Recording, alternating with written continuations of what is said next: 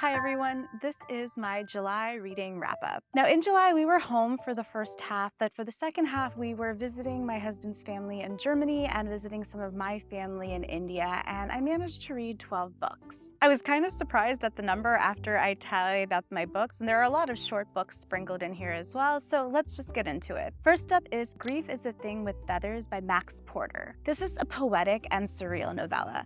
It follows the story of a father and his two sons who are mourning the sudden death of their wife and their mother and the arrival of this crow. Now, I learned about this book through Eyes on Indie in her video about Grey Wolf May, so I'll link that below. And it was my first time, I believe, reading a Grey Wolf Press book. I actually have one on my shelf, but I haven't got to read it yet. Now, this is a medium to fast-paced read, and grief is a prominent topic and theme throughout this book. And that is a heavy topic in itself. However, I feel the way that it was written, it doesn't feel too heavy for too long. Now, there are surrealist elements in this book, and some of those elements landed better for me than others. Now, where I think the author really shines is that he has these distinct lines that just capture the visceral feeling of grief. Now, for me personally, shortly after reading this book, we had a family friend who was a big part of my childhood pass away suddenly. And I remember as we were navigating that news, so many memorable lines from this book just kept coming into my head. Now, I can't say whether this book would be a comfort to someone who is grieving a sudden loss, but I do think it captures those feelings quite well. Overall, it was a 4.25-star read for me. Next up is Muscles and Monsters by Ashley Bennett. This is a spicy romance novel that follows a baker who falls for her woven gym-owning neighbor. This story is set in a fantasy town where there has been a somewhat recent integration of human and fantasy folk. Now, after the Max Porter book, I needed a light read, so I went down a Reddit rabbit hole, and then I saw Ashley Bennett's name come up because a lot of people who liked Kimberly Lemming's writing liked her writing as well, so I thought I'd give one of the books in her series a try. Now, this book is definitely spice forward, and I appreciate that the main protagonist seemed quite reflective and self-aware and not into unnecessary drama. But there was a lot that didn't work for me. First off, the dialogue didn't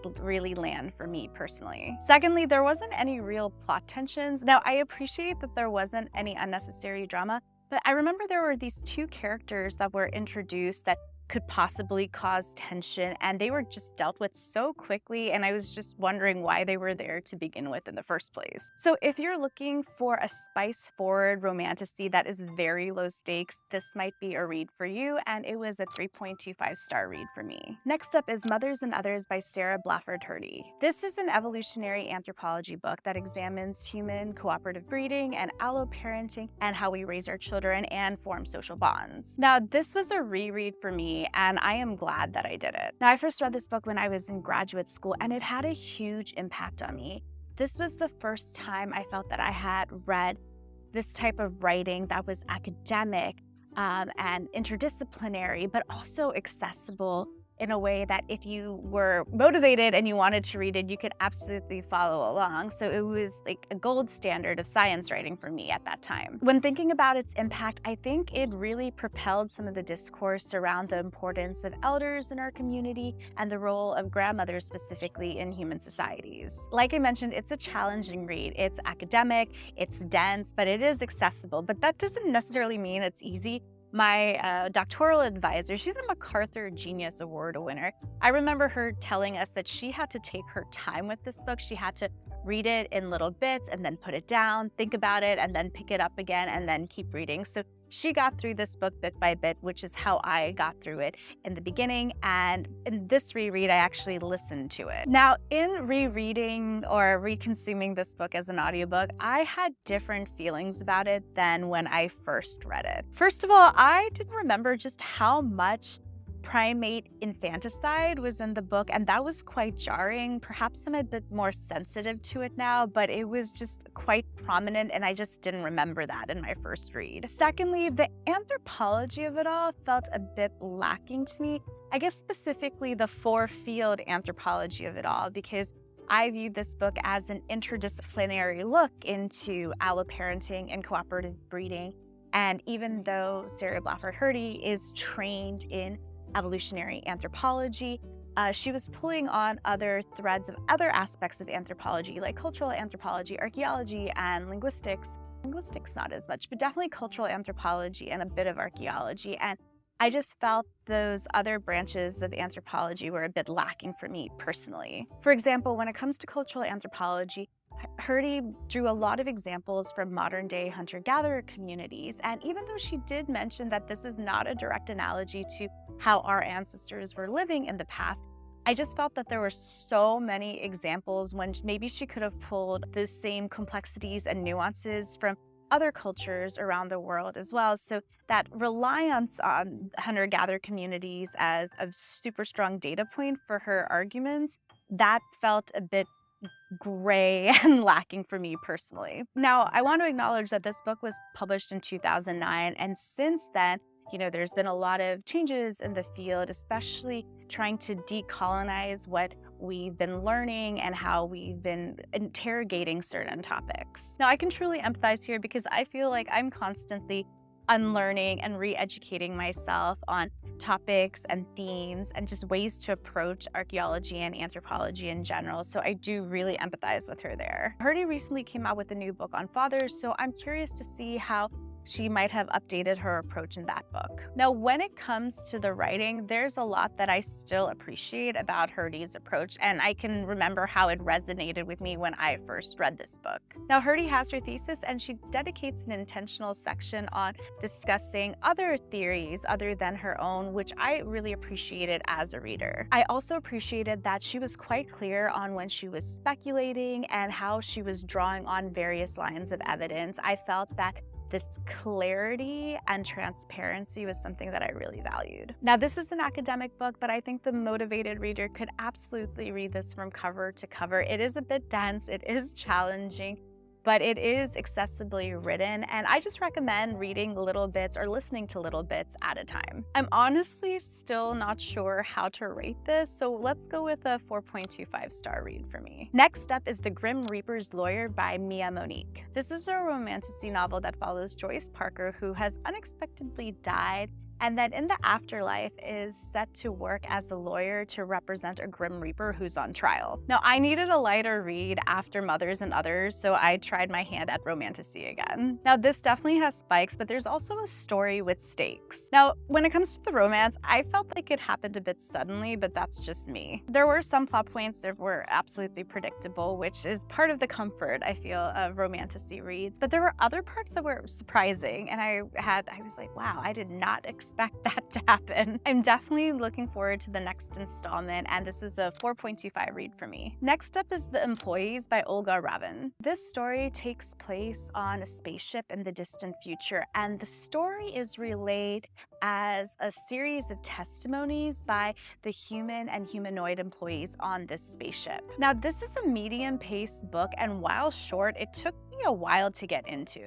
I found the premise interesting, and I think if you like Nino Cipri's Venus series and also enjoyed the Murderbot series, you might appreciate this one. It explores themes of labor, identity, and relating to one another. Structuring this story as a series of reports was an interesting experience because you are trying to figure out what's happening and what's going on, just as perhaps the reader of these reports might be doing. Now, overall, while I appreciated the style, the story just wasn't as memorable to me. So this was a 3.75 star read for me. Next up is Murder in Mesopotamia by Agatha Christie. Now, this is a Hercule Poirot mystery that's set on an archaeological dig in Iraq. The project leader's wife is found dead, and Hercule Poirot is asked to come in and investigate. Now, I mainly listened to this as an audiobook, and it was well narrated, but as an archaeologist, this book was so cringy for me. I think Christie did a great job of capturing the archaeology of the time, whether she meant to or not, and there are a lot of problematic aspects of it. It's certainly a product of its time, and I get that I might be more critical of it because it's my field, but I just didn't enjoy it. The colonialism, classism, and racism just came through so strongly for me. Also, the reveal of the murderer was just not believable to me, and I can't say much more without giving it away, but I think it was the weakest reveal or resolution that I read in a Christie novel so far. So interrogating this book in its historical context as it relates to the history of archaeology is fascinating, but I did not intend to do that. As I read this book, I just wanted an enjoyable read, and that was not it for me. Now, Christie's engaging writing style kept this from being a DNF, and I did want to know who the murderer was, so I did finish it, but this was a 2.75 star read for me. Next up is The Wrong End of the Telescope by Rabi al-Madin. This novel follows a Lebanese-American trans woman named Mina who travels to the Greek island of Lesbos to assist Syrian refugees. Throughout this novel, we see her reflect on her own life as she is aiding others. Now, Mina is just such a likable character, and I listened to this as an audiobook, and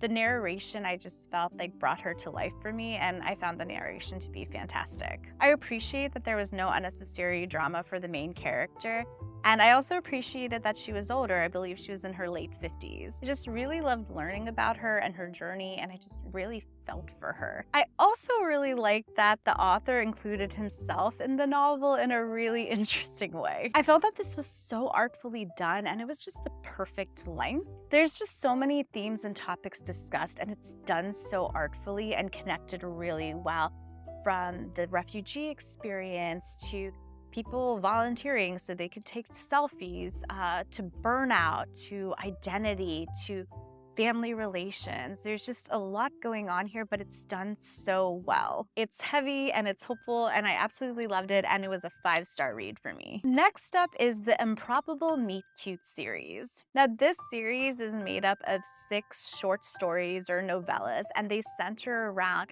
the circumstances which are improbable of how two people meet, and it's usually centered around Valentine's Day. This was an interesting series because it highlights certain authors in the mainstream romance space. I think this is a good way to try out different authors in the romance space if you're not sure what you might like, or if you don't want to commit to a longer book. Now, as I mentioned, this collection seems to reflect what's going on in mainstream romance. So these are cis-hetero romances, and there isn't really a lot of racial diversity. Now, I read some of these as ebooks and some as audiobooks, and I'll just go through them pretty quickly. First up is The Exception to the Rule by Christina Lauren. So in this novella, a mistyped email on Valentine's Day sparks a connection between 2 individuals who choose to email each other every Valentine's Day for years.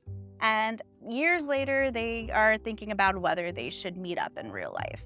Now, the majority of the book is like an epistolary novel, so it's a series of emails sent back and forth, and I thought that was really interesting. And the 2 main protagonists also had specific rules, so they couldn't learn too much about each other, including each other's true names. Overall, I like the premise, and I think it was well done, and I think this was my favorite book in the series, and it was a 4-star read for me. Next up is The Worst Wingman by Abby Jimenez. So in this novel, the main female protagonist is a hospice nurse who's actually taking care of her dying grandmother. On Valentine's Day, the main male protagonist accidentally leaves her a card on her windshield that was actually intended for his brother's partner at the time. So yeah, hence the worst wingman ever. Anyway, that card kicks off a communication and things progress. Now, I enjoyed the characters, especially the main female protagonist family, especially her female side of the family. I think it was really touching how